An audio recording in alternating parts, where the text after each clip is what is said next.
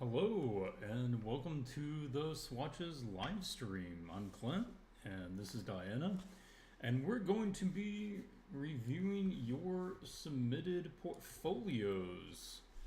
This is a live stream on a new machine, so please let us know if there is any technical problems. We were a couple minutes late just trying to set some stuff up on the new OBS here.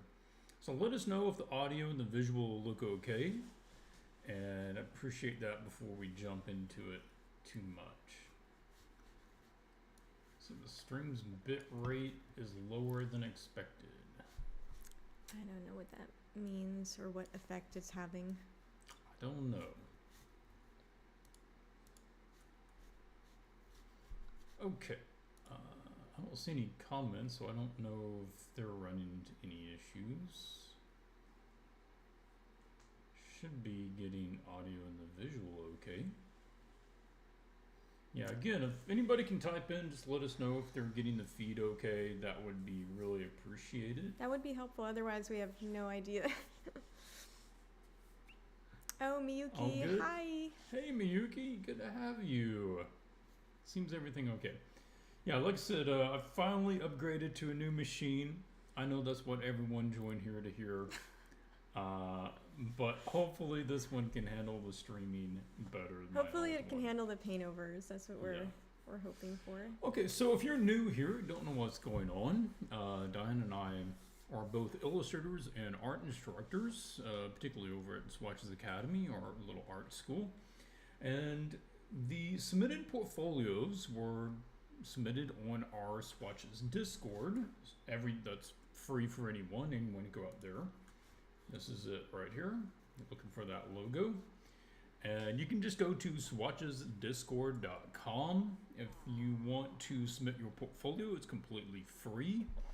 And what you want to do is join. There'll be a little onboarding thing where you have to create a profile and like say hi in the general chat. And then you should be good to submit here. And that is in the video critique submissions. We just review them in the order that we receive them, and all of the feedback we give, we just tried to be as helpful, constructive as possible, giving feedback usually in two different approaches. One as kind of art teachers about technically what can you do to make this better, if there's errors, drawing mistakes, where do we fix those things. Then we also talk about it from the side of more profession. If we were an art director reviewing your portfolio, what would be things that would stand out to us, good or bad? We have an entire kit on building portfolios, creating career plans. So sometimes we talk about that depending on the level that the artist is at with their stuff. So the first one we're going to look at today is GAN. I'm just going to read each person's comment and questions first, and then we'll take a look at their portfolio. So they said they're from Peru, been learning everything related to concept art for the past couple of years, focusing on character design, enjoying props and vehicles. I tell you what, you're in a smaller category right there. Not a lot of people gravitate to the vehicles. There was somebody who said that. I think maybe you're remembering Feng Zhu said in one of his podcasts that there aren't many people who design cars and vehicles, so there's only a couple of guys that specialize in that do a really good job, and they get all the jobs, and they're always in demand and they charge a lot. So if you have an interest in vehicles, it is worth pursuing that. Yeah, less competition, but you do need to know your stuff. What time is it there now? We're actually visiting family, extended trip over here in the U.S. right now. So it's 7:27 p.m. Central Time. Yeah. Here. Main goal is to work with science fiction, film, or games. You have Oats Studio in mind. Okay.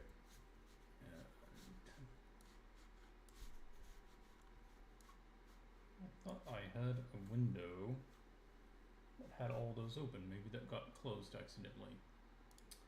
Okay, so let's redo that.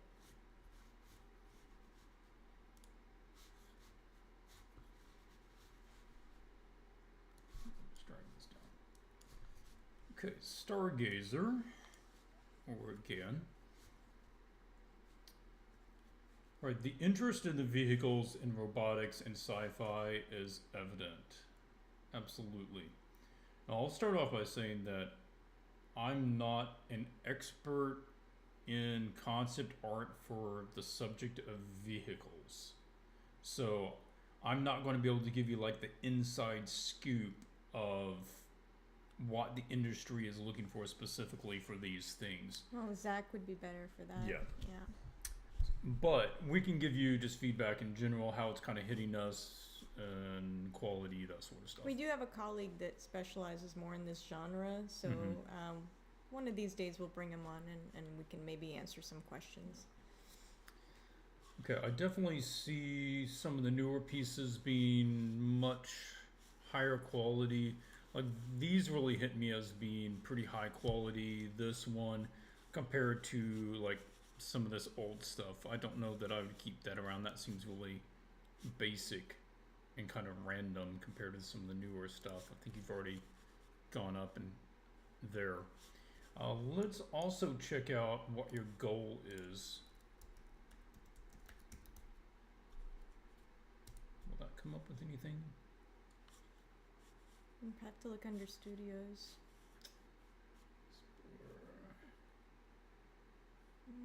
It's under jobs, maybe? Find a studio. Yeah.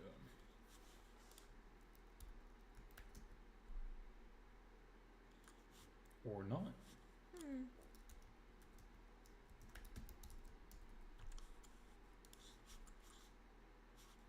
Oh, okay. I guess they do have an art station at the same art station. I don't know. Isn't this it? That website is not loading correctly.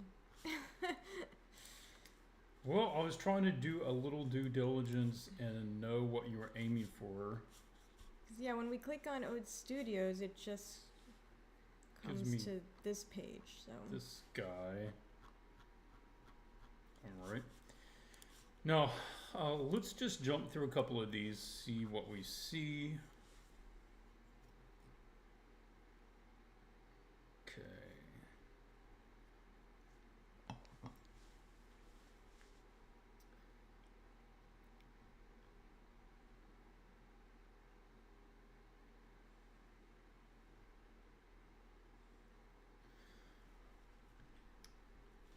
My initial impression is that you do have skill. I don't see like a lack of skill here. There's some good volumetric form. I see you doing some good handling of shapes. I feel like there's some believable mechanics involved.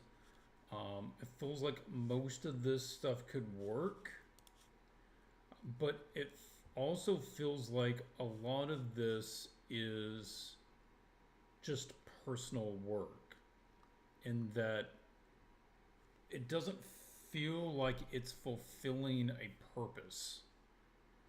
I look at this machine, I should get a feeling of what this machine is for, what it does. Is it a construction bot? Is it a weapon bot? Is it like a housemaid? Yeah, that sort of thing. And I'm not really getting that from these. I'm additionally, as a rule, I'm not a big fan of having much text on the screen. And I know that maybe you want to explain a little bit here or there, but realize almost nobody is going to read the text. And it would be better to try to do as much as possible through imagery rather than text and like layout and graphic design and the rest. It's all about the concept. And right now, like, I look at that, I don't want to read the text of what you say this is about. I want to get a feeling from looking at it, and I'm not sure. Do we have a back view on this guy? I don't think so. So the one bit of text I did read is that he has powerful nuclear fusion reactors located on the back. But then you tell us that, but then we can't really see them. Mm-hmm. Am I missing them? I can't see where they are. So if it's something important like a feature like that, we should be able to see it. So if it were me, I would suggest doing designs, vehicles, robots that are more based on clear functionality, almost like from a prompt from like a real thing. This is a Arctic Explorer bot. This is an underwater one. thing. This is a fire rescue bot. This is, make it clear, and we've got to convey that. Next thing is, all of these currently are using the same shape language.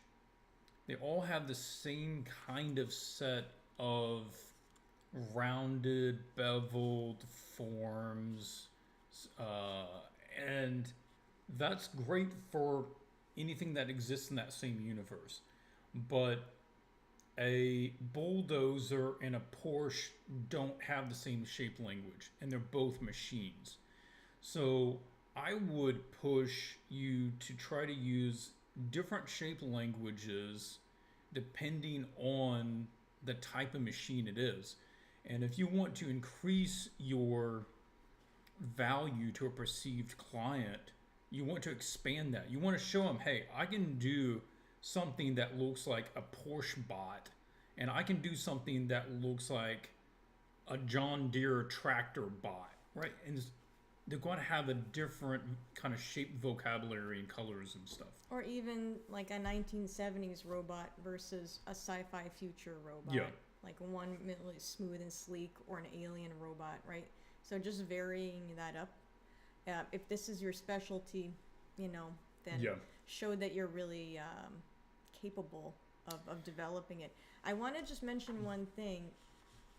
Also, I don't know if you're aware of this other artist, but when people look at your work, they're probably going to be reminded of this person. Here. Okay. So, also be aware that, as far as I know, this is a lot of personal work also. It looks like it. Really complex. Mm-hmm. And when it actually came to this is personal. And when it actually came to client effect or client work, I was going to mention something in this direction. You see actual vehicles, like Yeah. It can't just be mech or robots. So when we say vehicles, we mean like vehicles like this as well. Ships, airplane carriers, that sort of thing, I'd imagine. And you can see that he branches out, and he also does environments, because in any given project there might just not be enough of these for a person to be busy at, or to get full-time employment. So he uses these skills, extrapolates them into these other types of things. Guns. Yes. I mean, a vehicle is more, and a robot is more complicated than a gun. If you can do a robot really well, I'm guessing you could probably do guns really well. So it's just something to think about, to expand out and give yourself more opportunities to get hired. Yeah, if we were in your shoes, that's what we would do.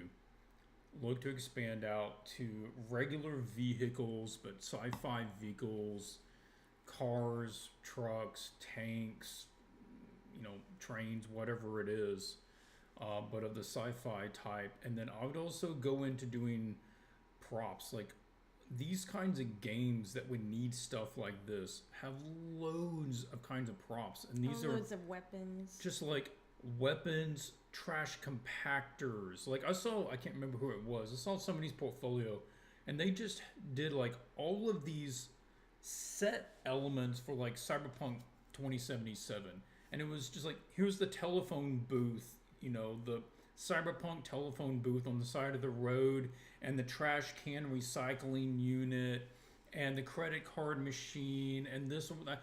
And all this stuff is just an offshoot of the same skill set to do this sort of thing that you're already doing. So you could really just maximize the net that you're casting into the industry by using your existing skills to do all these other things too. And like Donna mentioned, a lot of projects probably don't have enough of just mechs to really build an entire career off of. If you're wanting to do this professionally long term, yeah, you're probably going to need to do some more things.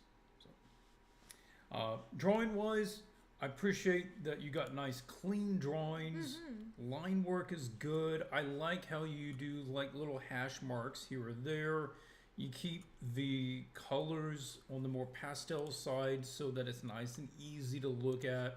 It would be good to see a few, I'm not saying most of these ought to be this way, but a few that are more highly rendered, kind of like this, right? It's more fully realized, you've got the texture and that sort of thing. Just, if you can do it, then I'd say do one and show it. I would mention also, like, for the genre that you're doing, there's kind of an expectation that you're going to do some 3D. That's true. So if you don't have 3D skills, that's an area that you would probably need to work on for the type of work that you're wanting to do. Because if they ask you for a high-level render of any of these things, it's just going to be a lot of work to paint it up by hand and make it look very realistic and believable. So just something to think about. Yeah, I don't know if you concept by hand or if you do have kind of some sort of 3D base to it, but in the pipeline, you'd likely be asked to do some sort of 3D version of this, even as a test. So, all right, well, we're going to wrap it up on that one. Hopefully that was helpful to you. Let's take a look at the next one. I'll just go back here and click on this one. Name sounds like Kyle. Okay. And I wanted you to take a look at my portfolio. I want to be an illustrator and concept artist. My long-term goal is to achieve a quality similar to MTG. I am a graphic designer who doesn't want to work with it anymore. I feel you. Been there, done that. So I started learning how to draw and paint last year to change my career to something I want to do for the rest of my life. So if possible, I want to hear more about career advice and directions and I might take to put myself in the right direction towards my goals along the comments. Okay. I will recommend go take a look at the page about the career kit on the website. I'm like not trying to upsell you, but I feel like if you're wanting to make a career change and you're willing to put in a long-term effort, it's worth a couple of hours to go through that material to save yourself potentially years of wasted time. Okay. Okay, let's click. Hopefully that'll open here. Yes. Okay. This is one of those situations where I glance at it. You're not there yet, but you're a year in, and I think you're good for being a year into this process. Okay. Yes. That said, in a very just real world, making a living doing this, don't quit the day job until you can match the quality of the client's work that they already have. Okay? Because it's a long haul to learn all this stuff to the level that you need to know it to make a living at it. So first impression is you mentioned the quality level of magic, but none of these images are in the same genre as magic. So nothing here looks like magic, or it doesn't look like you're trying to do magic in any of these. So I'm not really sure if you're investing your time really in that direction, if you're just meaning the quality level, or if you want your images to actually look like Magic, the Gathering, right? So right off the bat, we're just seeing a kind of a mix of things. Some things attract my eye and are more interesting to me than others. So right from the thumbnail, we can we can make a few assumptions. And this, for example, attracts my attention from the thumbnail. I need to have a closer look at that. This attracts my attention. The rest, maybe this a little bit, but the rest of it does not attract my attention. So this one here is not at a professional level. I can already tell without opening it. Same thing going on with these. This looks more like you're trying for Hearthstone, than Magic. And again, a bit stylized, not Magic. We got line work over here. So we got kind of different things going on in all these images. Yeah, let's take a look at these individually in a moment. But I want to give some general feedback to you, and this goes to anyone who's in a similar boat, which I'm sure there are who watch this video. As soon as you reasonably can, you need to decide what your actual destination is. Okay, because that's where people lose a lot of time, is they go, I'm interested in doing Blizzard, but I also want to do Magic, but I also want to do concept art, I want to do environments, and I want to do characters and creatures. Every time that you do that, what you're doing is you're just dividing your time into more things. You're spreading your time out, so it takes you longer to achieve any one of them. If you could pick one subject, like I'm only going to do little buildings and carts and marketplace stuff, you could become proficient at that very quickly compared to trying to learn how to do all the other things at the same time. So firstly, the big division is between, are you doing illustration or are you doing concept art? Now, there's not a right or wrong answer there, but they are two different skill sets. One is focused more on the idea and developing it, iterations, research, that's concept art, and it doesn't need a high level of polish as compared to the illustration side. Illustration is all client fronted, right? They see the final product. There is still the same kind of research and development, there's just not as much of it in the background. But it has to be able to be done at a really high level. So, generally speaking, if you enjoy more of like doing iterations, idea explorations, sketches, concepts, you may be more geared naturally to doing concept art. This looks really nice. I just want to say, I am pleased with this. This is a nice project, especially the first 2 pages are the strongest. If you go back up, like this looks great. It's the same one. I don't know that we even maybe need the cover one, but this looks great. Yep. This page here is very strong. Design Jam Challenge. Oh, I know this This person. is exactly the sort of thing that you should be getting into at I've this heard stage. of this person, Jordan Tufan. I don't know if I'm saying his name right, but yeah, this looks very much like something that he would do, and this looks great. It looks professional.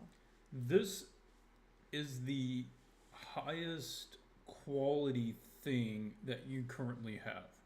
So if you're wanting to go as quickly as possible between where you are right now and getting professional work, I would just do more of this. Like, if the ego of, I only want to do professional work on things that really are my favorite thing, then it's going to take you longer. But if you don't mind doing this, or if you actually enjoy it, then I'd say this is probably the best bet right now. I recognize this. So Caio is Brazilian. I recognize the coxinha. I love these. So, anyone who knows. That's a nice little detail that you included. But yeah, I agree. If you did like a portfolio full of these, it would look really good. And I'm guessing you could probably get some work with that. Okay, the rest of this stuff is what we would describe as being student work.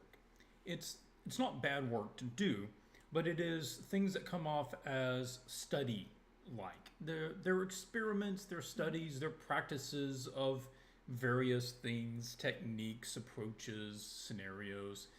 They're not really a fully fledged image in itself. And including that sort of thing in any portfolio, if you put it in mine, you put it on yours, it would kind of lower the quality. It makes it less professional because it looks like you're putting kind of class work in your professional gallery. I just want to get a check from the chat. Guys, can you still hear us okay and see us okay? We just haven't seen any engagement, and we're not sure if we're talking to the void or not. Okay. I hope this expanding. This is also nice.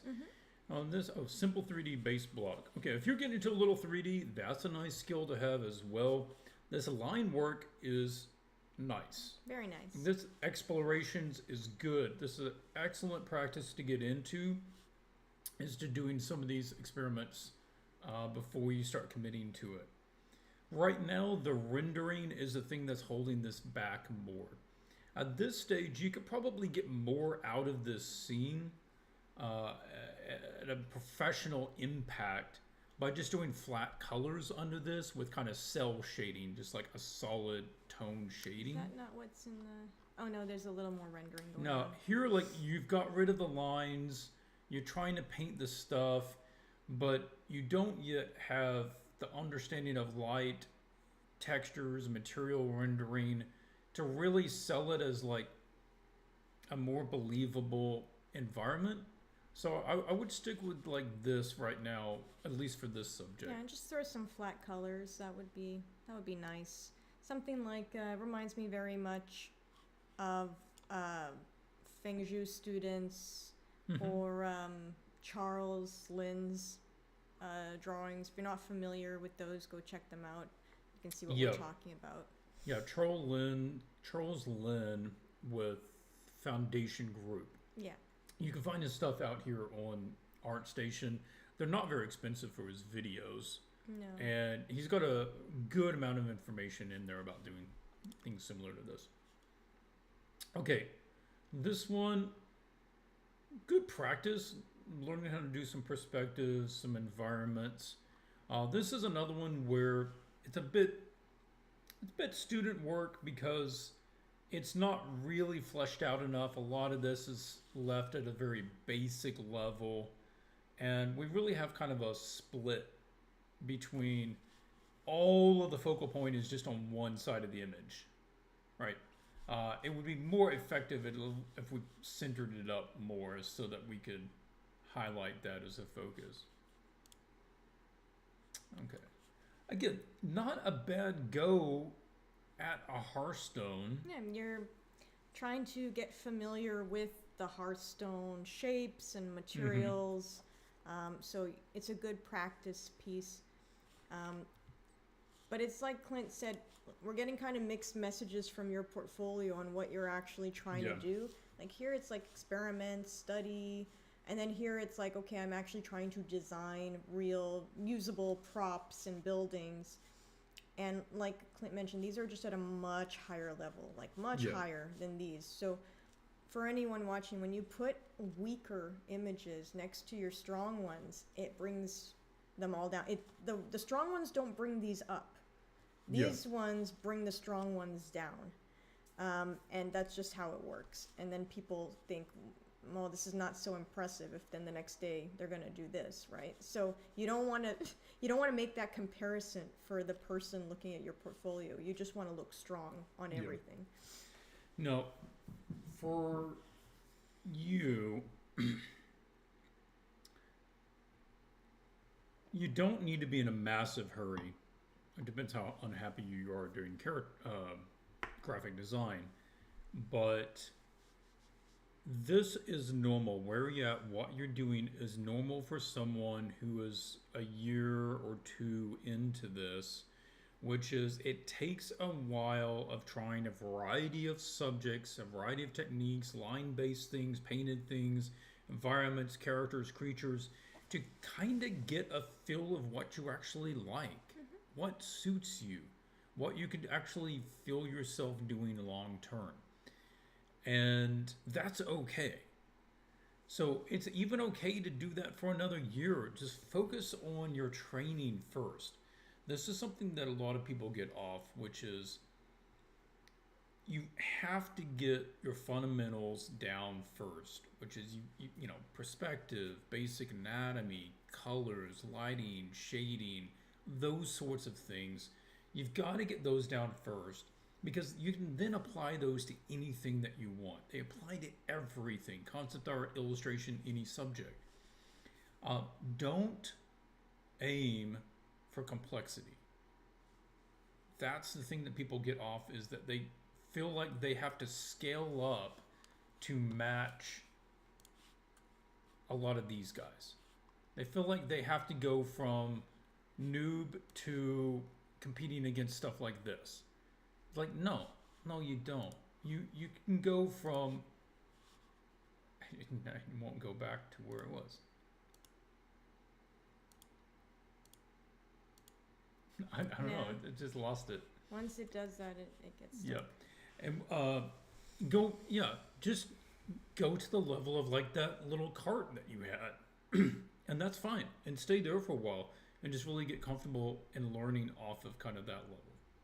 Then after the cart, it's like, okay, now can I do a house, a 2-story building? Okay, do those look really good? Okay, now I'm gonna try to do the castle. Mm-hmm. I'm gonna do the castle that has like 3 buildings and bridges connecting them, and make sure that they all look good and the perspective is right. Okay, maybe then I'm gonna do the inside of one of the rooms of the castle, or 2 rooms, or split level, or you're already exploring some interiors. So yeah, that's the next stage. I think if you want our opinion, you're already further ahead with your props and the way you were doing those houses and the house and the cart and that stuff. You're further ahead. So if you want to get there professionally sooner, I would keep pursuing those things, because you already have kind of a head start. On illustration, on painting, you're further back. So and it's going to be more work. Characters is a particularly difficult subject, just the human anatomy, proportions, and it's also rendering of them. It's also very competitive. Yeah. You're going to be competing with a lot more people on those ones. It's going to take you probably multiple more years to get good at characters, and that's going to be an even more competitive market. So, not saying you can't do it. Yep. We're just giving you the information. Be informed. Yeah. That's all we're saying.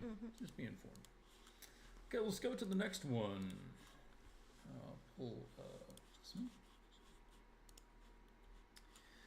I'm Daniel, illustrator from Argentina, and I would greatly appreciate a portfolio. I'm having a hard time focusing my portfolio because I'm desperate to find some work or a gig. We've been there. Yeah, I get it. My goal, a big dream, would be illustrate for things like MTG, D&D, Hearthstone, or simply dedicate myself to the TCG niche. That's fine as well. Especially interested in MTG. Okay. Industry is currently chaotic. You're not lying. It is. I don't know if I should put all my effort into something that could be replaced by AI, but I don't want to give up, and guidance from professionals like you would be really helpful. To be honest, I'm less concerned about AI than about all the people that got laid off that are now competing for these commissions.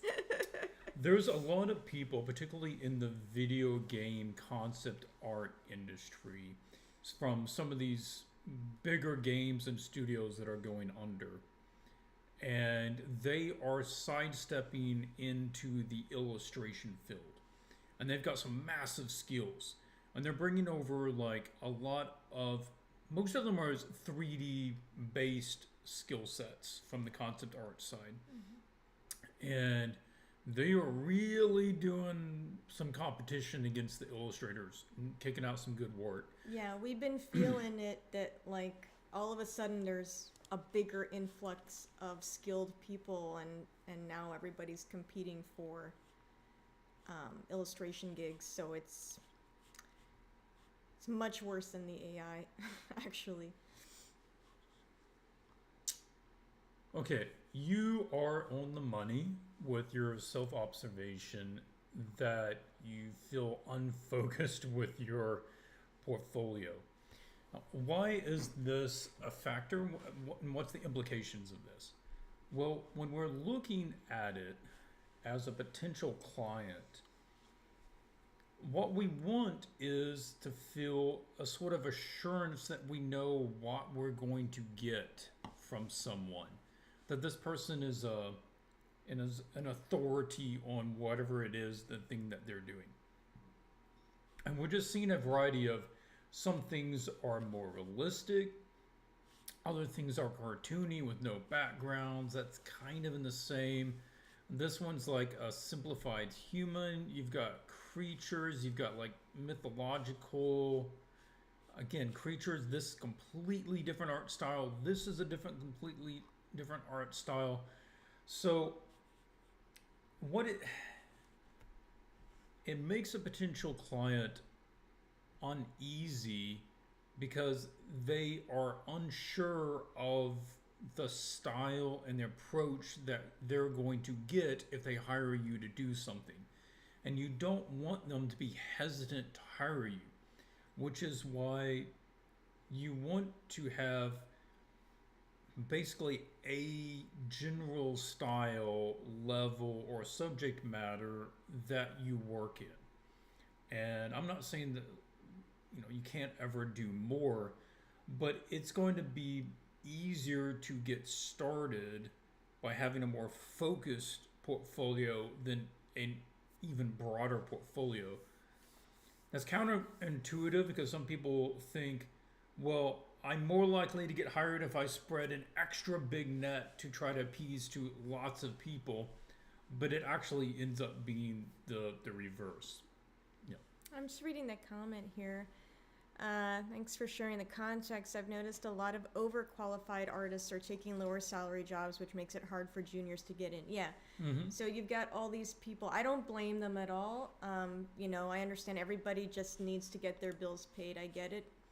But it's people who previously were not in our niche, in our industry, and they're now kind of muscling in on our turf, and there's just not enough gigs to go around anymore. Yeah, for anyone now trying to get started, it just becomes more difficult. That's why I usually don't worry about the AI. The AI is not really able to do the stuff that we need to do. What we need to do is very specific, has very specific parameters and variables that the AI can't implement. But a senior concept artist can do this, no problem. So that's where it gets competitive. Mm-hmm. Okay, on each person's portfolio that we look at, we don't point out everything that stands out to us. What we try to do is bring up good talking points that is going to be useful to both them and as many people watching as possible. So sometimes, like right here, I'll make a point about this image, not because it's the most important thing in the portfolio, but because it's a topic coming up here. So this is a Gangplank fan art piece. So Gangplank is a pirate character from League of Legends game and lore. And no, it's not a bad go at Gangplank. So I kind of like the scenario. Mm-hmm. He's like in the hold of the ship or something. And you got these barrels around, some candles burning. You got some magic wisping off of him and stuff. The thing with fan art is that it's got to be as good as the original or better. Because I know Gangplank, and it's got to be at least this good, or at least this good. That's why fan art is a double-edged sword. Yeah. So fan art can work for you or against you. If you are hitting the quality level that client wants and gets on their pieces from their artists, and you're able to hit that level, and you do one of their characters or a fan art of their stuff, that's a plus for you. They're gonna see it, and they can see you working for them, and mm-hmm. they're likely to hire you. But if you are not hitting that level, a fan art is kind of a bad thing. It actually hurts you. Yeah. Because everybody that looks at it is going to compare it to the images they know of the character. And if you're not at the same quality, they're going to dismiss you, right? So that's why we say it can be a good thing, but it can also be a bad thing. So in the case of you in this image, I think it's hurting you more than it's helping you to say that this is Gangplank. If you had made it some other guy, you could get away with it. Because I look at this and like, I've seen a better Gangplank face. You know, I feel like this is more League of Legends. It's more volumetric. This one too, it just feels like it's more resolved with better forms. And here we're not quite getting that. If you were to just made this another pirate and just say inspired by League of Legends, but he's got a bit of a different design to him. He doesn't have the same mustache or tattoos or whatever. It would actually work a little bit better because you won't put yourself. What you're doing right now is you're at the boxing ring and you're intentionally getting in the ring with like a heavyweight champion boxer. That's who the League of Legends guys are. They are the best people out there in the industry, and you're like name calling these guys when you grab their character and you cite it. So you can do it, that's fine, but it's... I think it takes that context and that pressure away Yeah. when you don't make it the same character. If you just made it your own character, you wouldn't be under the magnifying glass as much, you know? Okay, I feel like this is probably a good... Since the audio is very quiet. Is it quiet for everyone? Can we get a confirmation on that? Because I think we're maxed out. Yeah, let me try that. I know there's a bit of a delay on the video, so I turned it up a bit on my system. Let me know if that is any better. Turn that up there too. Okay, we'll just keep an eye on it and see if somebody says something. This is a good subject for you. I feel like you're doing this fairly well, which is like the standalone character here. It looks like you got some variations over here. The pose is a little odd, like he's holding it under his hands. I'm not sure how that works. I still feel like this needs some variation, another iteration to pull it together, because right now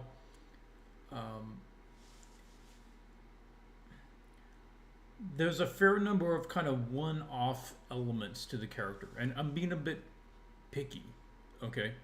But if you want to know like how to get more out of the piece, then like for instance, the wings do not share the same color as the character. It doesn't feel like they belong to the same character.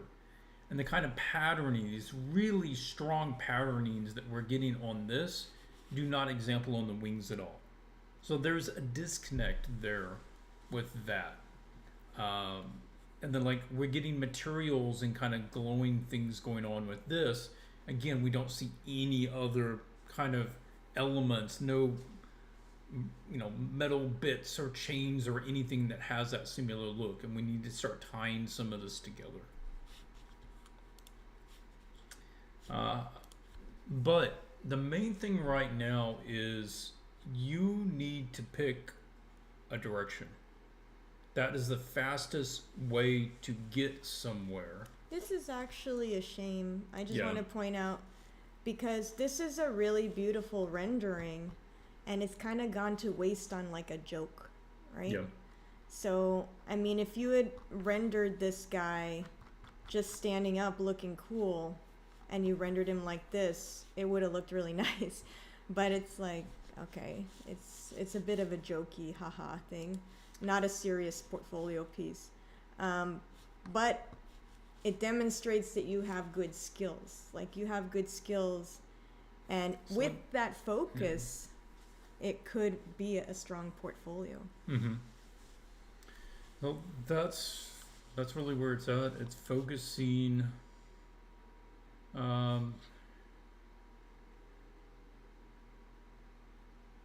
Again, this has kind of a humor thing to it. Unsure kind of the vibe going for there.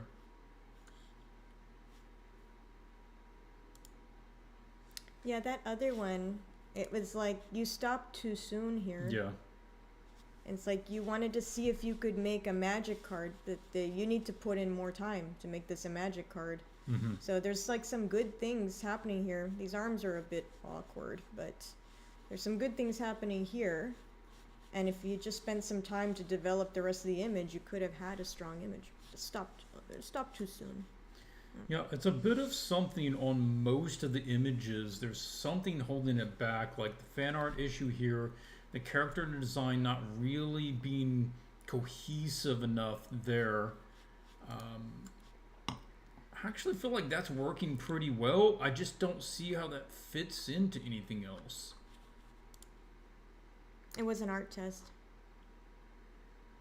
Yeah. Again, this is what...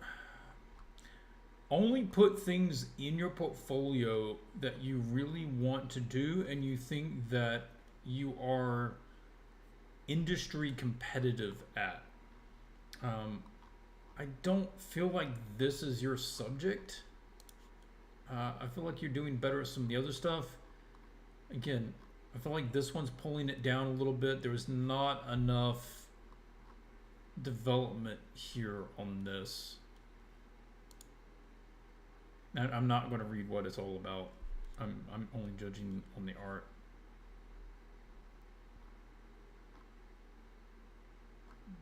Not resolves enough on really any of those. Okay, so you've got good skills, like you do. It's just like you yourself identified the problem. It's a lack of focus. If you want to do magic in D&D, just focus on that. If you want to do League of Legends, just focus on doing these, and don't do this stuff. So that's kind of our feedback. Just stick with the thing that you actually want to do, and stick with it enough to get it to a high level. Yeah. Okay. Next piece. Yeah. Okay. It's been a while since I follow your portfolio reviews, recording from YouTube. Found them useful. That's nice. Some advices. My name is Matteo from Italy. I have a background in industrial design. Okay, cool. Last 2 years I've studied concept art through online, focusing on characters and props design reflected in my work. Consider yourself a designer, not so much an illustrator. My goal is to work in AAA studios like Firewalks, Atom Hawk, I etc. think Firewalk doesn't exist anymore. Didn't it shut down? Oh, I don't know. Didn't? Yeah, I think it did. So I also ask you if it's a good idea to contact those studios. Well, the ones that are in operation, sure. Yeah, the ones that are still open. Have no open positions on their website showing an interest. It depends on how you go about that. So I know that some studios like Atom Hawk, they will accept applications even if they're not actively, like if there's no job posting out there and they're not recruiting actively.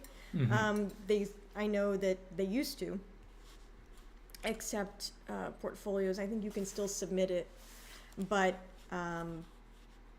and some other studios do that as well. But you want to be careful, like if they're not hiring and they don't make it possible for you to submit work. You know, some people really don't like being contacted, like on LinkedIn or by other means. So just make sure that when possible, you're following the proper channels to submit your work. Yeah. Okay, on this, let's take a look. Call of Duty, personal project done during mentorship, doing some crates. Yeah, this is kind of what we were talking about to the first person as well, as a lot of games need this sort of stuff. It's crates, furniture, chairs, storage things. Set dressing. Yeah, it's all the set dressing stuff. These are nice. These feel like believable, kind of futuristic crates. I could see those in use. Okay, that's good. Seabed digger. Okay, demonstrating some 3D skills. Yeah, that's working. Did a more cinematic of it, showing it in operation. Okay. Turn around. Nice.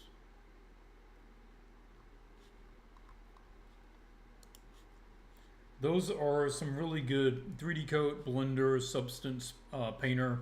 Good lineup of programs to know for what you're trying to do. I think you're made good use of your time to learn these things. Mm-hmm. Oh, this is kind of cool. I sort of like the big pieces coming off of there. It's neat. Very chunky. Okay. All right, I'm not reading all that. Yeah, realize that almost no one is going to read this stuff.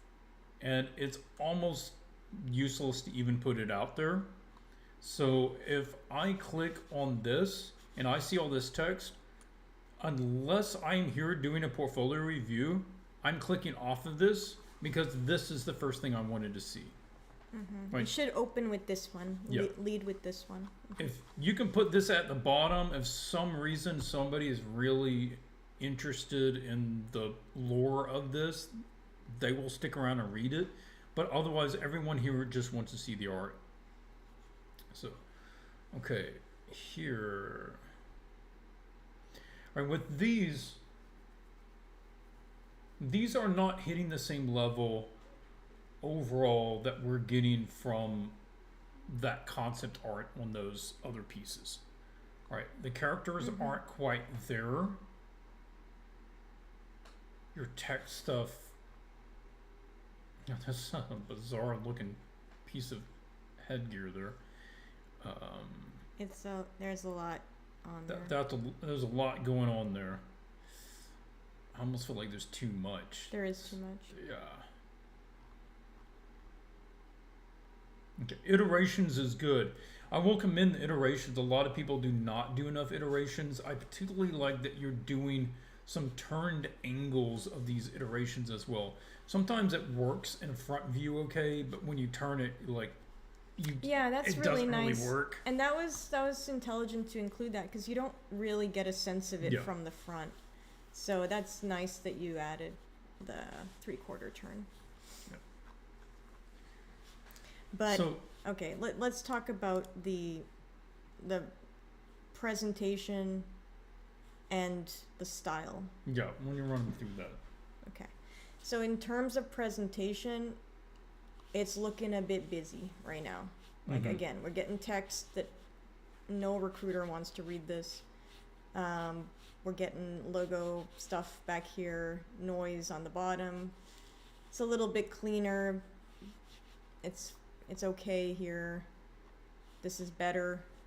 That's a better page. I think that one of the things hurting your designs right now is the style in which you've chosen to do this. So we're getting, it's kind of a comic book style. So it's semi-stylized. We're getting heavy black lines. And then inside, we're not getting flat tones, which would offer a cleaner presentation. We're getting kind of a half rendered. It's not fully rendered, but it's also not clean. So it's kind of half rendered and half drawn. And what it does is it kind of creates sort of a messy look. And that's why this one here looks better. There's less of that. There's just more solid tones. You can have like a little scatter brush in here, but not rendering inside of these areas. Yeah, you're not actually adding lighting to these, which is making them better. Yeah.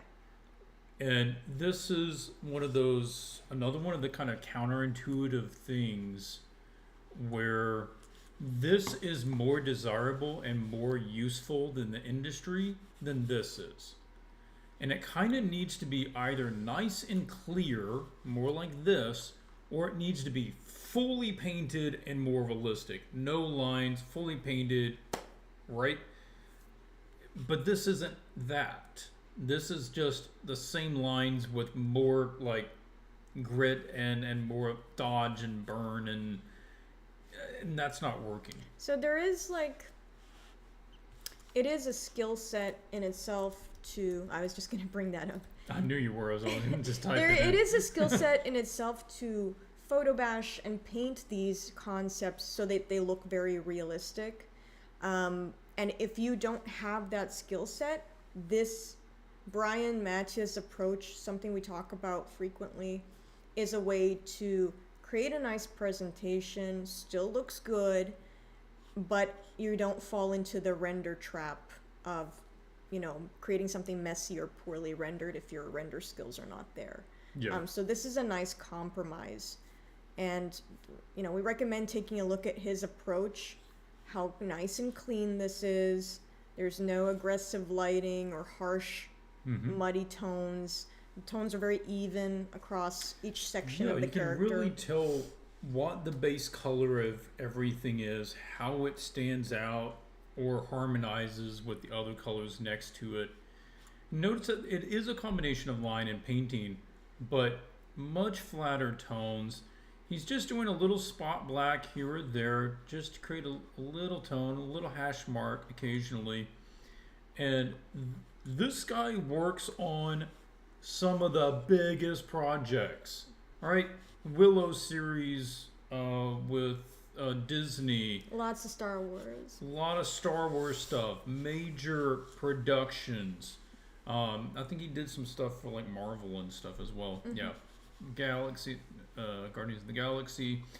So high photographic rendering is not necessary on everything. In fact, there are some good things about his rendering just because everyone can look at this and it's super clear what you're looking at. It's very legible.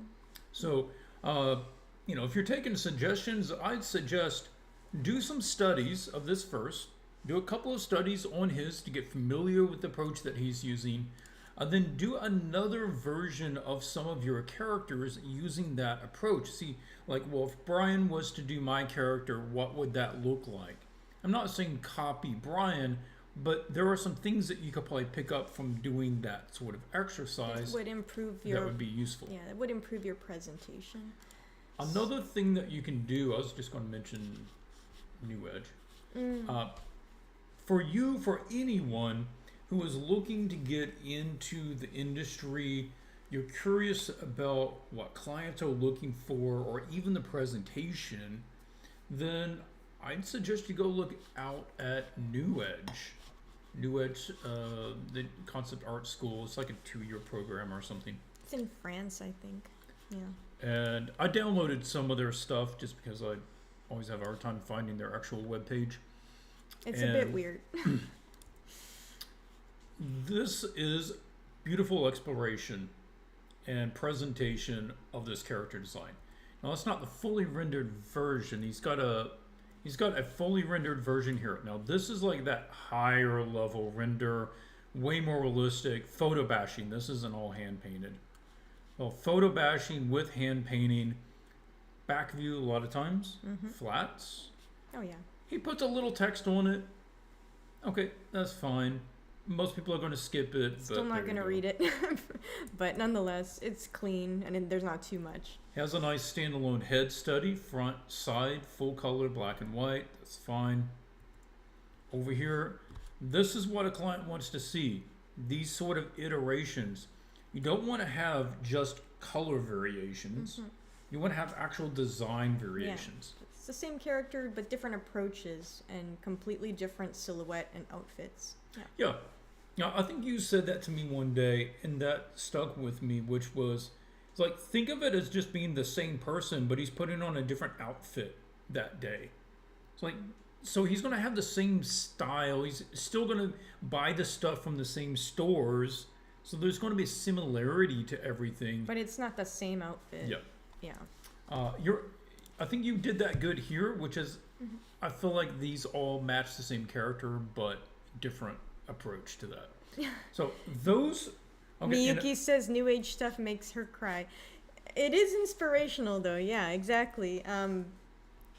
This is why we look at it, we keep our eye on it, and we tell our students, go look because these people are your competition. I mean, that's just reality. And you want to try to match their level, at least, because you can bet that when you apply for a job, some of these people are also applying. Yeah. So we have to contend with those realities. Okay, was there anything else here? Okay, really impressive stuff here. You may be able to get more headway from these faster than doing more of these. Because Those really, are, they're not in the same league as the first three things. again, this feels more like this is just a comic book right here. And this is like photo bashing, texturing into a comic book drawing. So, yeah. Yeah, a lot of this is getting... I'll just throw out a concept to you guys. We go over this in a couple of our classes. Recently I was talking about this in my character illustration class, which is everything falls somewhere from being completely historically accurate to being completely fantastical, where nothing is based on really any historical period or people or anything like that. That's like way off in Flash Gordon territory, where people just wear whatever you want them to wear. Or like Fifth Element. Yeah, Fifth Element's a bit more that way. You're just using weird shapes just because stuff. Yeah, just because. And most of the time, fantasy games and properties are 80% historically accurate. And you go like, no, they're not. They're fantasy. No. You look it up. You look it up. Even a lot of sci-fi stuff too. But look at something like The Witcher. The Witcher is really grounded with a lot of their designs, their costumes and stuff. Even things like Elden Ring, as fantasy as that is, like most of the clothing were real pieces of clothing. They might have changed them out, added more layers, swapped out one material for another material. But here we're getting off into like really kind of random fantasy territory where none of the design elements are consistent with each other. It's just everybody's kind of fighting from a different time period and design approach, which just makes it feel like the vision of the character and who this character is and where she's from and what she's about isn't yet clear to the artist.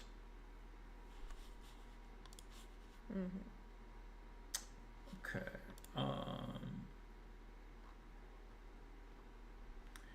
I think I know whose stuff you were looking at. These are good. They're good studies to do. These are good studies to do. Yep. Okay. So, I think if just looking the overview, more likely to get work with these things. These things are not helping you. I'm telling you right now, unless you drastically change the presentation. But even the design is a bit awkward on some of these. And just because an idea is new or creative, like shark armor, doesn't necessarily mean it's a good idea, that these are a good mixture of aesthetics, right?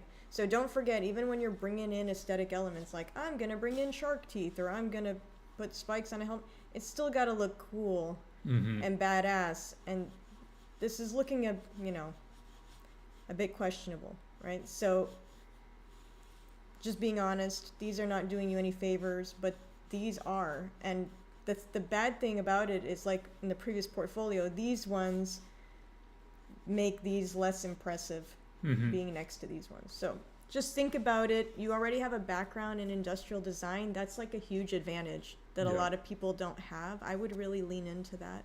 Yeah. Who's next? Hey, hope you're doing well. My name is Clever. I don't know if I'm saying that correct. I've not seen that name before. Illustrator from Brazil. I've been following your work for a while. Well, thank you. I'm currently trying to break into the illustration market. I've sent a few emails to outsourcing studios, but I haven't received any replies yet. They're probably being inundated from a lot of people right now.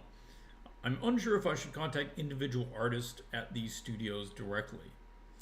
I wouldn't contact the artists. No. The artists have no interest in bringing you to an art director, right? They work there. I would say always go through the official channels to apply. If that doesn't work, wait a couple of months, a month or two, and then apply again. If that doesn't work, then maybe, it depends, go online and see how receptive their art directors are to such things. There's always a risk that if you email one of their art directors directly to their personal email or messages, that they may really not like that. So you run that risk. But if it's a risk you're willing to take, or if they go online and they say, hey, I don't mind getting, emails from artists, then it's okay, right? So it's a tough one, Yeah. It's tough right now. Like we mentioned, everybody is applying for work. Okay, from a quick view, I get a good impression from the pieces. I see, obviously, focus on characters. I also see a lot of nuance of lighting. Like a face like this, with this sort of shadow, with a very soft sort of light on it, that can be very difficult to pull off. And you've got some really dynamic lighting on these as well. That's good to see. This one, just the read of the thumbnail isn't working as well because that horn it's a really unusual angle for it to kind of be coming at us. And It looks like it's tucking into the hair. Yeah, it takes me a moment to read what that is. Okay. One of the quick things, if I'm the art director, you sent me your portfolio and you show me this, it's not a red flag, but I'm getting a yellow flag on the fact that there's only 5 pictures here. It would be nice to see more on your full ArtStation page. So it might be a matter of needing some more pieces would be helpful as well. I also want to point out that just at a glance of your gallery, if someone just opens this, they might get the impression that these are just portrait pieces. Yeah. You might want to pull out on some of the thumbnails so we can see a bit more of the image and see that actually it's a full illustration. It's not just a portrait. Yeah. That's a good point. Some of them portrait, some of them pull out a little bit.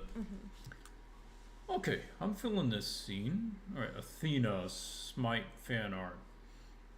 Accompanied by her handmaidens. Okay. These are good to see. This is where a scene is made or unmade. Like it's going to succeed or fail based on this level right here. I feel like you're not pushing it as much as you can. Like this background could definitely be a higher value all through the background in here, and she'd really pop out more. Now you picked this one, and she's standing out here pretty good, largely because of the bright light on her, and she's in this really golden color, and you very much subdued the tones of the people around her. Okay. Might circle back to it. I might kind of take a look at some of the sub ones. Because so everything is looking like it's fan art. Smite, Hercules. Okay. There's some nice stuff going on here.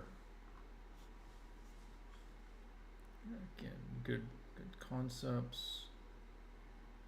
I feel like these could have benefited from a little bit more time figuring out a little bit more of the values. There's some things here that you just didn't address or resolve, or like there's no strategy for some of the stuff back here. This is nice. It's a good choice, but as a final, there's large chunks of the image that don't have enough resolution. Yeah, I'm with you on that. Some of these key areas, like the big shoulder pieces and this, piece down here, and even this line face is looking pretty cool. Yeah. A lot of this focal area is receiving close to the right amount of resolution it needs, but to be like a kind of splash art image for seeing like we've got to get more in the surroundings. It doesn't need to be as resolved as like this is, but a lot of this is getting very brushy, very soft, and we could get more out of the scene by doing that. It would just raise the whole scene up to have more resolution there. I'm also not sold on this thigh. Mm-hmm. This looks a little strange to me. It feels like it's bulging. It's very lot right there. It's very bulgy. And reading it, I'm unsure what's happening. His thigh goes up, and then it looks like it's setting on top of this, but like, where's the rest of where's his calf? Like that looks like his foot, but is his calf directly underneath? So that catches me off right there. Of like, where's the rest of his leg? Yeah, this is what's holding this image back. At first glance, it looks great. You know, we see the stuff that you put a lot of effort into, and it looks great. But then we start going around the image, and I don't know what this is or what he's doing here. Can you tell what this is? By context, I know that that's one of the other heads of the Hydra. Oh, all right. I'm not getting that. That I have to know that this is Hercules. This is his second labor. He's fighting the Hydra. The Hydra has multiple heads. That's one of the heads. This must be the other one. But that's bringing in knowledge that's outside of that's meta knowledge. I know the mythology too, but I still didn't get head from this. Yeah, I think it's like something around the neck. So it would be better if we could get like, maybe I can just drag this into Photoshop.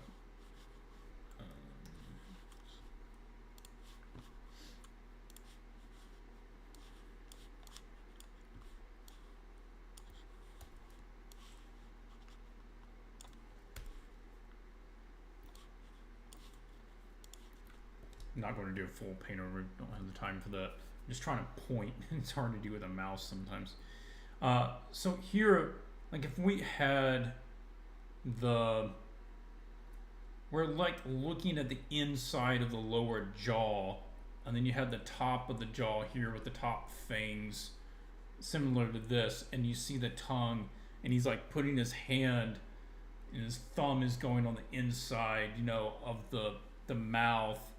And then the spittle or something's kind of coming out of the mouth, and you see that, and then you'd see enough of this mouth kind of in foreground silhouette almost to understand that it's the same kind of mouth that we have here.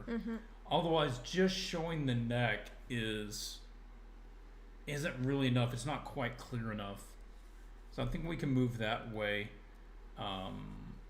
You know, I feel like, yeah, we kind of need to see a little bit of the calf there.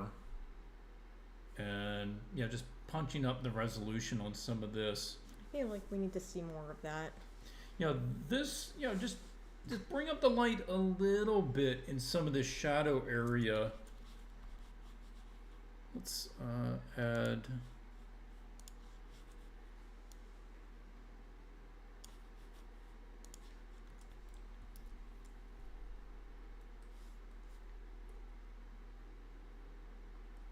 Yeah, I feel like you have the lit areas being completely overexposed, which is fine because it's a very limited area and you're trying to create this bright contrast. However, since 90% of the character is in shadow, we need to boost him up so that those are brighter. We can still get a bit more over there. Okay. So I would go that direction with it. It's a really nice scene. I do think another pass with a few of these things would get even more out of it. This takes a lot of skill to do to this level. Yeah. So you're doing some really high level rendering there. Okay, let's look at some other stuff. I'll go to the next one. Yeah. Okay. Demiurge Overlord fan art. So this one, let me go down for a bit here. This one caught my eye because the issue that I have with the final is an issue that was already present here. Mm-hmm. which was your values are all running together. So it's like, okay, we got another value over here, but these are still too close, and they're all the same back here. Yeah, that needed to be sorted out Yeah. at that black and white stage. So because this was not resolved here, it made it into the final, and now you have all these values very close running together, and it kind of just flattens out the background of the image. As a thumbnail, there are things I like about the guy. I like the expressiveness of the face, and I think it's an interesting concept. I'm not familiar with these Any of that? any of this stuff. I don't consume this content, but I like what you did here. I think we're getting some. This area with the mask is not really landing quite right. Like at first glance, I can't even see it or tell what it is. Yeah. You know, you're working at such a good level here that I kind of want to take an extra minute to talk about how to get a bit more. This is one of the, I don't think this needs a massive rework. Really, with a couple of layers, you could make this have a much better read. I do want to commend the stylization of some of these shapes. It can be very tricky to elongate hands and create these dynamic kind of shapes with this was really the well clothing. done. Yeah. Like, this is not an easy thing to do right here. As a non-follower of the story and character, I would like to see what this is, where this goes. Is this a part of him? I almost want the camera to pull out a little bit just to see if, like, is this his tail? Where it connects. Is this his arm that wraps around? Is this something that he's holding in his hand? Is this another creature? I don't know. All I know is there is this big thing, and he seems happy about it, so I assume he's in control of it. Okay, what we probably need is like a linear dodge layer, and we need to do plane separation.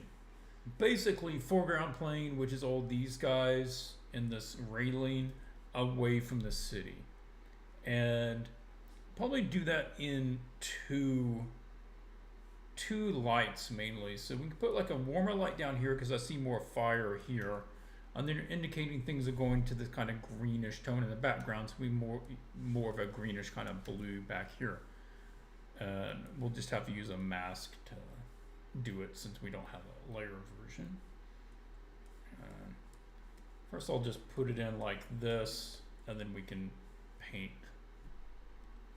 a mask. I'm going to do on different ones in case I need to modify the intensity of both of them. Okay.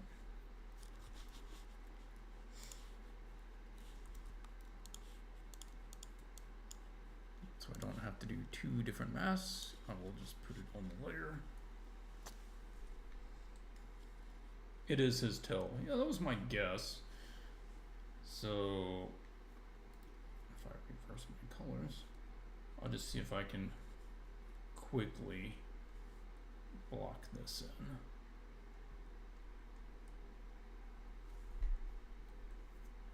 So we got to get some value, mainly value separation, color separation, and color saturation separation is nice, but nothing works as well as value. So I'm just basically all of him, this thing, this. Like these little guys in this railing just about disappear.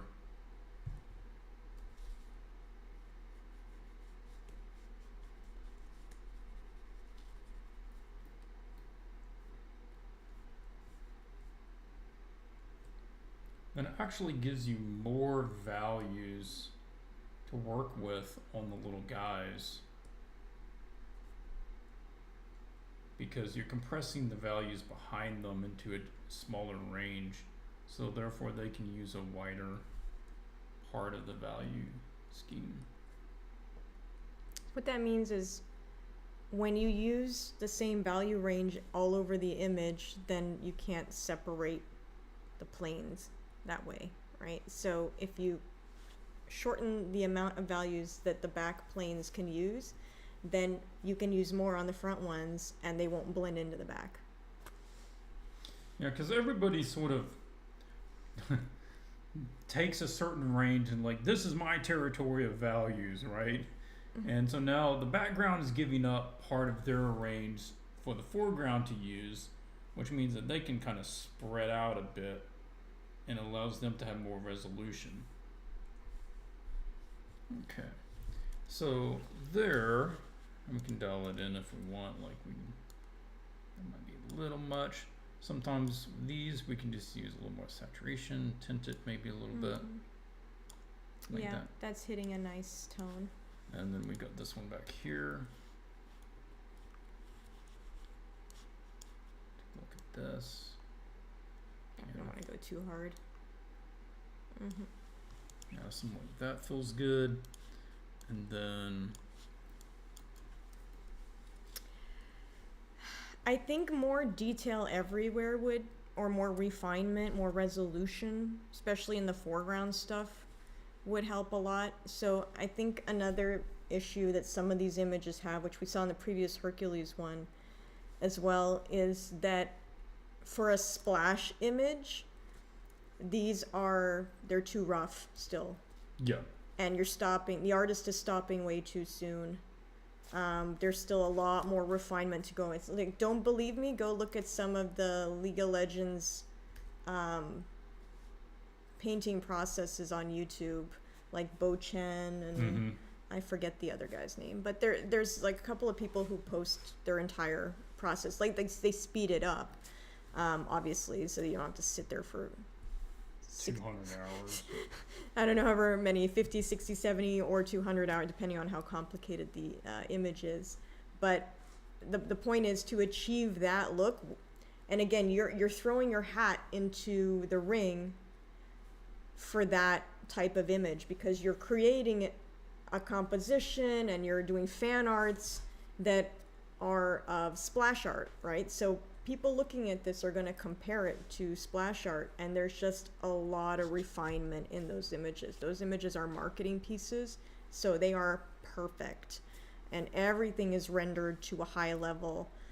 Like seriously, go analyze those images and you'll see that it requires more hours to get it from here to that level. So you're just stopping it too soon. And I'm not saying, not for me, but I'm saying if you want to do splash art, that's what splash art requires. Yeah. So there, that would be the sort of direction I think you go with it. Kind of put everything together and do it before and after so they can see the difference. Yeah.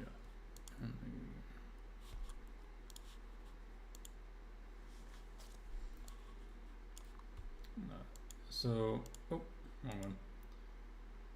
So this is more of the way that most splash art would take the direction.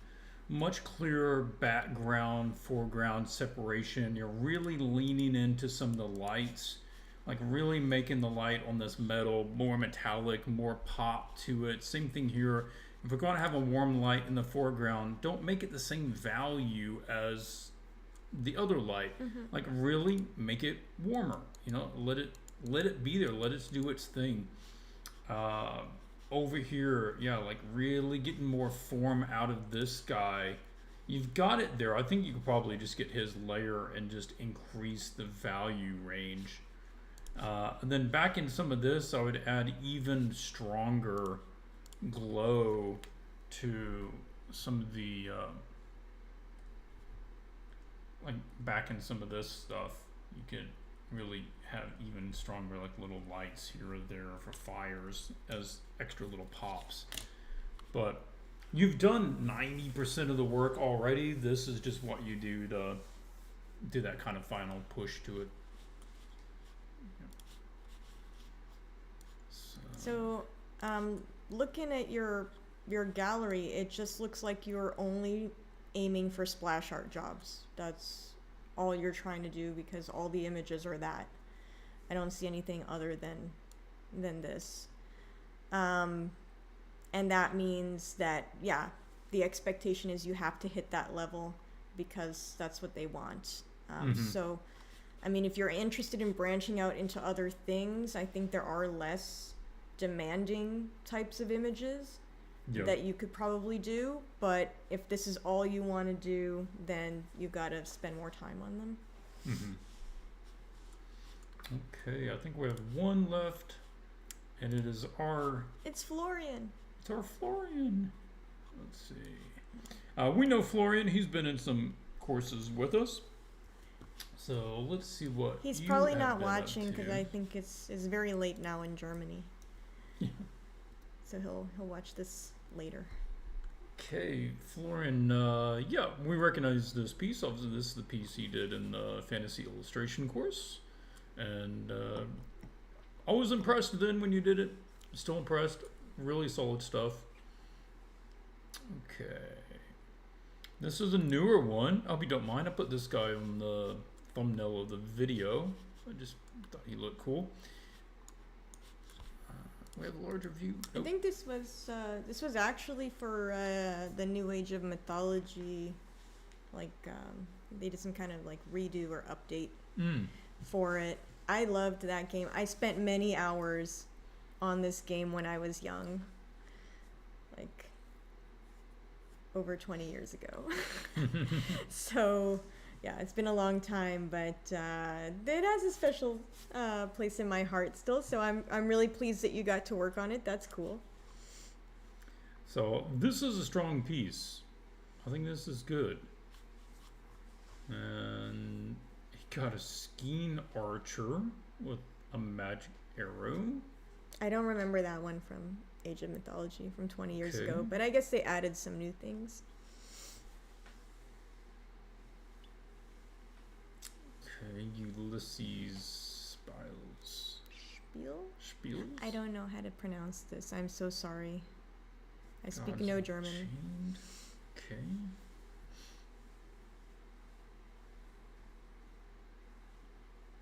Oh, I got like a bird dude, Christmas tree dude. It's kind of fun. Okay, good to see the work you've been doing. Yeah, this is some of the older stuff. I think I remember seeing some of these. So I definitely see you are improving. Some of these newer ones definitely have a better approach than some of the older ones. That looks like a little study. Okay. Obviously, you are getting some work based on this stuff, so that's good. Okay, I can't read that, so I'm not sure what that means. Okay, so we'll just look at illustration. This is still a good, like, TTRPG sort of pitch image. This is what we consider like a planeswalker image. Full length portrait, not really an action scene, sort of thing that you would see a planeswalker in Magic the Gathering be. These are really good things to practice as an entry into doing scenes, all right? Because it's basically having to do a character design, having to do an environment, but not yet worried about doing like lots of complex lighting and action and multiple figures. So good here. So looking at this, I don't know whether you had to come up with a character design or not. So there's like some things that I could suggest to try to push on the character design, but I also don't know if this was provided to you. So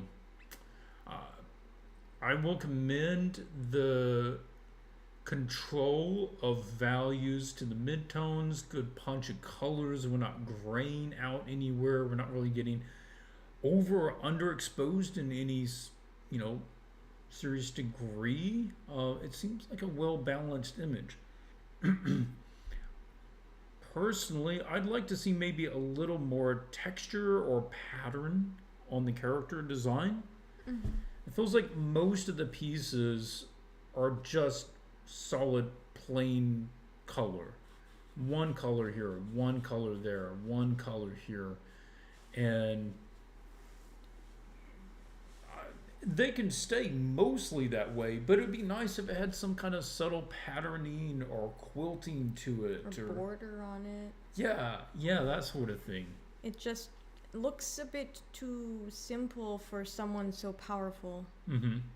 But again, I don't know if they told you to do it like that or what, if you had any say in the design. So it's hard to know.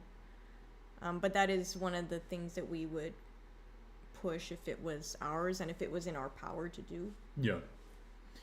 I'm looking for even some small accessories. I'd look at like the concept art for God of War, was it Ragnarok, and some of the guys in that, and small golden medallions or knot work designs on something, or trinkets that he's tied onto his belt. Just something to flesh it out, give a little more second read. Because right now I kind of look at the guy, and then that's it. I don't really have more things to check out. Okay. Here. Let's pull up like that. Okay. Again, I don't know the brief here, and sometimes your hands are tied now. Most of the time your hands are tied when you're working from a brief as to what you can and can't put in. I would have liked to have seen a quiver if this guy's an archer. Like more arrows back there? Yeah, or you can have them at your side. Somewhere that he has extra arrows. That would make sense. Or maybe he has an extra dagger with him if he gets in close combat.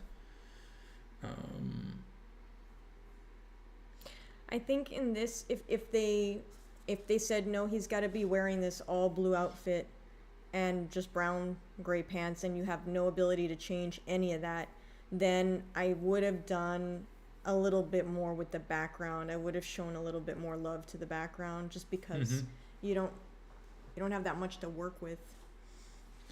Yeah, I do feel like I'm with you. I feel like the environment and the background is one of the places where you could look for opportunities to get more from the scene, because you're kind of doing what you can with the character. But here, like, can we get some stuff in the snow? Can we have some logs in the snow that have been kind of covered, just to break up like one large slab of straight white? Can there be some jutting rocks? Can it look like this is a dangerous place to ski down because it's got these little obstacles in it? Instead of just a picturesque mountain, is there a way to make it a little more fantasy? Could we stretch the shapes of the mountains so that they have a more unique kind of silhouette? I would have liked to see maybe just more trees or more forest somewhere else, so that you don't get just so much white and blue. I mean, on that line, like, could this be partially forested? Could we have some trees going between him and that background, where there's he's like going between the boughs of the trees, right? And he's aiming up a shot, or that would give some depth to the scene. It would almost give it a higher amount of danger as to, where he's having to go. And right now it looks a bit like, just a ski slope that you would go on. Yeah. Like the trees were removed, but these are small critiques. I mean, sometimes there's not much you can do with an image when the client just says, I want this. Yeah. I did a piece for Caddy Bree, and I had to do some snow scenes. Yeah. I did some snow scenes.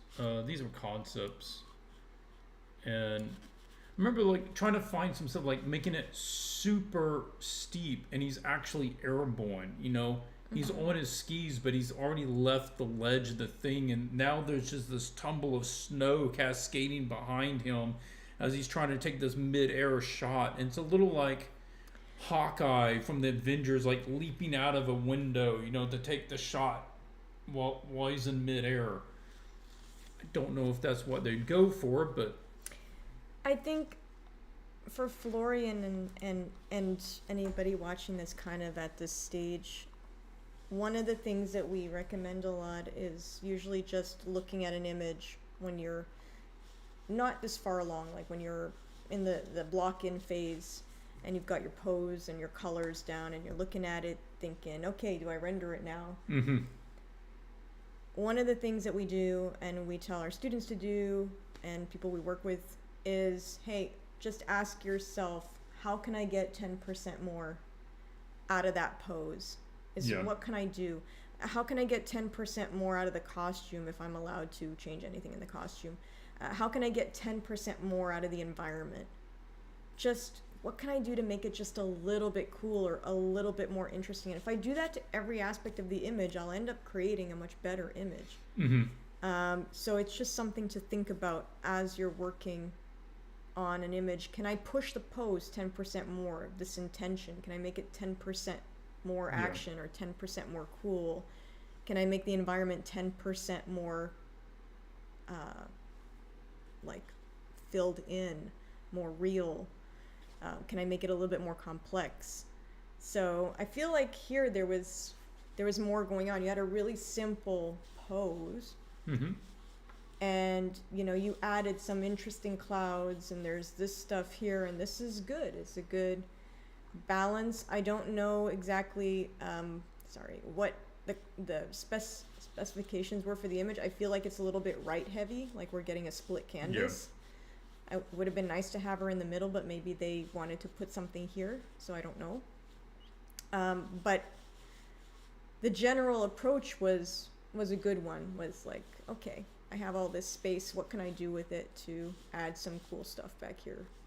And you did that. So now it's a matter of, like on these, the same thing could have been done. How do I make this look 10% more threatening? Mm-hmm. How can I make the costume look 10% like cooler, fancier? That sort of thing. And we say the 10% because that feels achievable to our brains. Our brains can go, yeah, I can get a little bit more, where it will sometimes shut down if you go, what does twice the quality look like? What's 100% look like? Well, then you get into well, it's redoing it all, and then you start redoing it, and that just creates another set of problems, right? Yeah. Okay. You're doing good pieces. I don't feel like there's some single thing that you're doing wrong or a single thing you could do right that's going to like make a big difference. I feel like you just need to be doing more of what you're doing. Just keep doing your thing. And if you're not getting good briefs from your clients that are good images to help sell you to more clients, then you've got to do personal pieces that will meet that.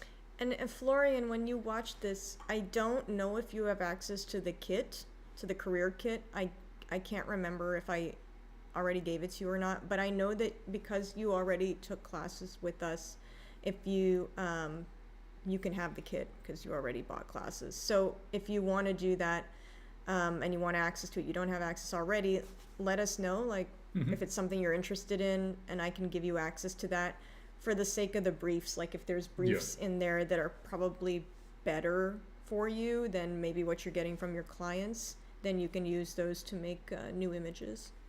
Guys, do not dismiss how important image selection is for your portfolio.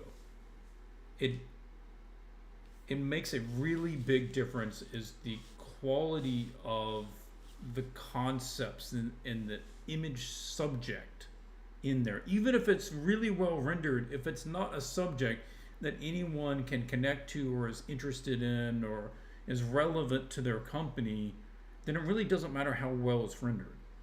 So we want to do both. We want to have images that connect to the clients, as well as the quality that tells them I can handle the project. So, all right, everybody. Is there anything we need to answer here? There's a question here. How does one find the motivation to finish a piece that takes a while to render and work on? Couple of things about motivation. One, okay, I'm going to answer that in a couple of different ways. If you are approaching this as a professional, like you're trying to do this for a job, this is either a professional gig or you are trying to create a portfolio to do this professionally, then realize that motivation doesn't matter. And motivation, whether you want to do it or whether you don't want to do it, is irrelevant to the fact that it needs to be done. Well, there's no trick we can give you. Like, you just, it's more of, I accepted this assignment, and if I don't deliver, I won't get another one. That's the motivation. You know what's really motivating is when your AD says, are you going to finish on time? Because if you won't, I'll give it to someone else, to another artist. And that's very motivating. So if you don't want those things to happen, that's the motivation. If you're working on personal work, it's a little bit more difficult, right? Because you don't have anyone holding a gun to your head or threatening to not hire you again. That's kind of on you. And at that point, it's more of like, how bad do you want this? Taking it from a couple of other directions, one is try to find something about the image that you can be engaged with. Like, I have no idea about him in this image, but maybe it's like, I'm really just, for me, clouds. I just wanted to paint some clouds. You know, for me, I just want to make sure that these clouds are really good. So you personally find some aspect about the image to be personally invested in. And it doesn't have to be the whole image. It doesn't even have to be the concept of the character. Just maybe for me, this is all about just nailing that metal. You know, I just want to get better at doing metal. And sometimes by having some particular aspect of the image that you're taking personal interest in helps you get over that hump. Another thing is we have a tendency, at least I do, I think this is probably true for many artists, to really start feeling a lack of motivation when it connects to not being sure what to do next. When you start feeling like you're just kind of spinning your wheels, then your motivation starts going down because you feel like I'm not getting anywhere. And so it's really important at that point to stop and figure out what it is that actually needs to be done in order to take it from wherever it is to what we call minimum viable product. It's not the best case scenario, 100% what it could ever be. It's in order to be a usable picture, minimum viable product, what do I need to do? I need to write down 5 things that will take it from here to there. Like, okay, the face is no good yet. I gotta work on that. It's not acceptable with a bad face. Same with the hands. I gotta do the hands. Okay, once those are done, what else needs to get done just to make it at like the minimum level it needs to be at to be acceptable? It's not what we should aim for. It's just what we initially need to reach. Yeah. And then we'll go, okay, what can we do to make it 10% better, right? So another thing is like a little trick that you can use if you have a childlike brain like mine, I guess, where I have to like, trick myself into doing things, which is like, okay, I have this section. Let's say I have these clouds to do. I haven't done them yet. And there's a snack I want or a show I want to watch. And I'm not going to watch it until these clouds are done. And I'm not going to eat that snack until this guy. But when they are done, I will go watch the show and eat my snack that I've been saving. So I'll do these little reward things, and then just do it for every section of the image until it gets done, right? But what I won't do is say, oh, I'm getting frustrated, I'm getting bored, I won't work on this for 3 days and go watch TV and play video games, and then nothing gets done. That's no good. I'll tell you one that really does work for me. I don't know why this didn't come to my mind earlier, which is timer. All right, I've got a timer right here. Smart countdown timer. It's right up there, and click on it, bring it up here. You can set it for whatever time you want, right? You can just type in like 10 minutes. Okay. I usually have it at 20. When I sit down and think, well, I've just got to paint today.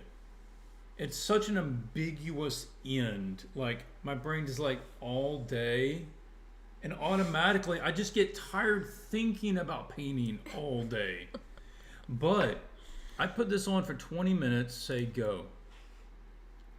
And then I just commit to myself for the next 20 minutes, that pen is moving. I'm not looking for references. I'm not watching a movie. I'm not getting out of my chair.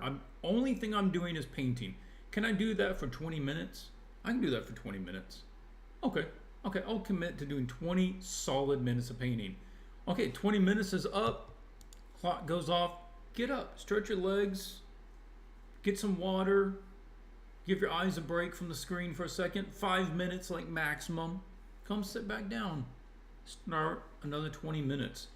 And really, you can get a lot done in, say, 3 hours of focused 20-minute blocks. I've got a notebook over here with all my to-do lists. And I keep track of the 20-minute blocks that I do. I've put, like I was working on the website, I put 2 hours and 40 minutes into updating one of the pages on the website. And I know exactly how long it took me. And I count my day by 20-minute blocks. And really, a person only has about 4 hours of maximum high-level functional time in their day. Maybe on a good day you can stretch it to 5, but 4 is probably where it's at. If not, maybe 3.5. Yeah, I usually have 3 of super brain power hours in the morning, and then it's just diminishes as the day goes on. I do less and less focused good work, and I noodle more after those 3 hours are over. I noodle a lot more on a painting, and I don't make as much progress. So if you're just noodling and not making any progress, just stop. There's no point. And go, refresh yourself and take a break and then come back when you're more refreshed. Except when you're getting close to deadline. Then none of that matters. It's got to get done. Yeah. And you just have to brute force yourself to do it. That's just discipline. But for anybody watching that's working on assignments, if you can help it, I know some of the lower end clients are really bad for giving enough time. They just give people crazy complex scenes to do in a few days. But normally if you have a better client that gives you more time to work on an image, don't leave it to the end. Don't leave it close to deadline. It's bad news. The painting suffers and your nerves suffer. It's just not good. So now I always try to finish my paintings, if I can, a week early, so that I don't have to stress the last week. And if there's things I want to change, or, I thought of an idea where I could make it 10% better, I have the time to do that without being under the gun. Yep. Any other questions that anyone has? We're going a bit long today, but we haven't done this in over a month. Yeah, we appreciate everyone joining us. This was kind of a little announced stream. I got too tied up with doing some other class stuff today to send out an email to everyone about it. But that does remind me, if you have a question, go ahead and be typing it in, but I'll cover something real quick, which is these reviews, we will keep doing them as long as people keep posting. It's completely free to post. Just go to swatchesdiscord.com. You've got to be a member of the Discord so you can post, and then just go put it in the video critique submission right here. Once we have, usually it's 6, we do 6 at a time, 5 or 6, something like that. Once we have enough, then we'll do another live stream. And I don't think there's any more now. No, this is the last one. This is the last one. So anyone that wants a review, if you just go post now, you'll be in the next video. If you want a private one, then you can go on the website and book a consultation. And some people want to have the live FaceTime with us on Zoom and have a conversation, and we're happy to do that. But also some people can't make it live and they want it just recorded. They want us to do this recorded privately for them. We can do that as well. So if any of you watching want that and you don't want to be out in public on YouTube, which I totally get, you can do it privately like that. And we're fine with that, but those are paid because we have to take chunks of our day to devote to that. Now, if you like our feedback, you want to know more step by step about what we teach, how we go about implementing stuff, or like what Florian went through in order to do this piece, we have a variety of courses. You can go to Swatches Academy, right here, swatchesacademy.com. There's no registration for live classes right now because we just started a term. So the live classes won't open again until spring. But the recordings are here if anyone is interested in those. We've got currently one advanced class, several of the intermediates, and a handful of foundational classes for anybody wanting to get into stuff. And go check those out. That's where we give all the background teaching to do all of this stuff, and we just lay out everything that we know. Also, I know that newsletters kind of suck for most people, but I do recommend... That's a great start. I do recommend subscribing to our newsletter because we only send one out a month. We don't spam and we don't, send out tons of emails. So if you join our email list on the site, you'll get the monthly newsletter in which we have news, things that we're doing right now, or interviews, or other tips, alumni artwork, other things that we don't have time to share on social media, so we just do this monthly post. So anyway, if you're interested in that, you can join the mailing list on our website. Okay, well, I don't see any more questions. How's the kitten? He's big. Yeah. He's not here right now, but he's in another room, but he's big, and he can't see really very well. He has like weird skewed vision. So that's kind of interesting. But he's good. He's like... Oh, he's healthy. He's happy. Yeah. He's like 6 or 7 times the size of the last time we showed him on the newsletter. Maybe we'll put an updated picture in the next newsletter for everyone interested. They just want cat updates. Yeah. All right, guys. Thanks so much for hanging out with us. We will... hope to see you again whenever we stream again and we get some more stuff. I think the Swatches link in the description is broken. Well, I will double check that once we wrap up the stream, but otherwise it's just swatchesacademy.com for the website. Yeah. Okay. Well, until we see you next time, keep drawing, everybody.